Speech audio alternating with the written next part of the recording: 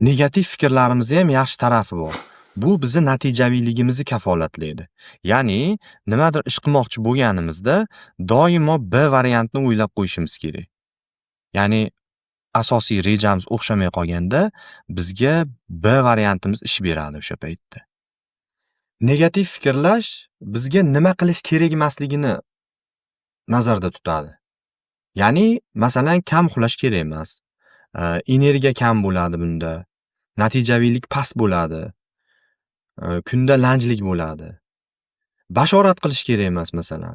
Taxmin qilish kerak o'rniga. G'iybat qilishimiz kerak emas. Qo'pol gapirishimiz kerak emas, so'kinishimiz kerak emas. Shularni bilishligimiz yashashimizga ancha foyda beradi. Yaxshi bo'lish uchun birinchi o'rinda yomonini oldini olib qo'yish kerak.